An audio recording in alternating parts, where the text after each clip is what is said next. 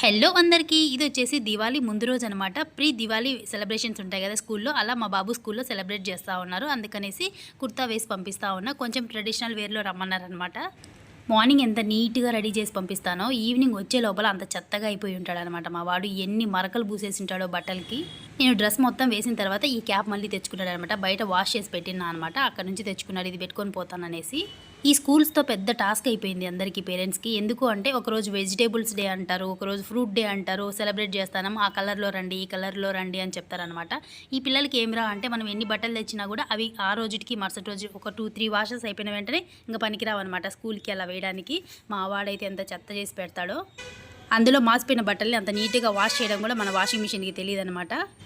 మళ్ళీ ఇదొక టాస్క్ అనమాట. ప్రతిరోజు ఏదో స్కూల్కి పోతున్నట్లుగా నేను రెడీ అవ్వాలి మా వాడితో పాటు పొద్దున్నే. ఏమంటే షాపు ఉంది, అలాగే మా వాడిని వదిలిపెట్టి రావాలి కదా స్కూల్లో. అందుకనేసి ఈ హుడ్డీ వేసుకుందామంటే ఈ కడపలో ఎప్పుడు చల్లగా ఉండదు. ఈరోజు ఏదో చల్లగా ఉంది కదా అనేసి, వర్షం పడింది కదా చల్లగా ఉంటుందని వేసుకున్నాను అనమాట. నేను ఇది వేసుకుని బయటకు వచ్చేసరికి ఎండ వస్తూ ఉంది. ఈ హుడ్డీస్ అన్నీ కూడా ఒక చోట ఎత్తిపెట్టాను అనమాట. ఎప్పుడైనా చల్లగా ఉంటుందేమో కడప, అప్పుడు వేసుకుందామని. రాత లేనట్లుంది కడపలో వేసుకునేదానికి. సరే వేసుకున్నా కదా అనేసి అలాగే స్కూల్ దగ్గరికి వెళ్ళాను అనమాట. చూడండి ఎంత బాగా చేస్తూ ఉన్నారో. భలే చేస్తారు అన్నీ కూడా ఈ స్కూల్లో. అందరు చిన్న చిన్న పిల్లలంతా చాలా క్యూట్ వస్తారు. కాకపోతే అబ్బాయిల కంటే అమ్మాయిలే చాలా క్యూట్ ఉంటారు. రెడీ అయ్యి వస్తారు కదా, ఆ పప్పీలు ఈ పప్పీలు అన్నీ పెట్టుకొని మ్యాచింగ్. అందుకే చాలా క్యూట్ ఉంటారు.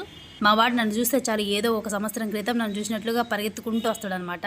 పిల్లలందరూ చూడండి ఎంత ఎంజాయ్ చేస్తూ ఉన్నారో ఈరోజు సెలబ్రేషన్ కాబట్టి.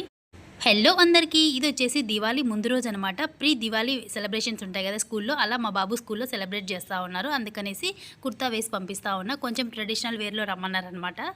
మార్నింగ్ ఎంత నీట్గా రెడీ చేసి పంపిస్తానో ఈవినింగ్ వచ్చే లోపల అంత చెత్తగా అయిపోయి ఉంటాడనమాట మా వాడు. ఎన్ని మరకలు పూసేసి ఉంటాడో బట్టలకి. నేను డ్రెస్ మొత్తం వేసిన తర్వాత ఈ క్యాప్ మళ్ళీ తెచ్చుకున్నాడు అనమాట. బయట వాష్ చేసి పెట్టినా అనమాట. అక్కడ నుంచి తెచ్చుకున్నాడు, ఇది పెట్టుకొని పోతాననేసి. ఈ స్కూల్స్తో పెద్ద టాస్క్ అయిపోయింది అందరికీ, పేరెంట్స్కి. ఎందుకు అంటే ఒకరోజు వెజిటేబుల్స్ డే అంటారు, ఒకరోజు ఫ్రూట్ డే అంటారు, సెలబ్రేట్ చేస్తాం, ఆ కలర్లో రండి, ఈ కలర్లో రండి అని చెప్తారనమాట.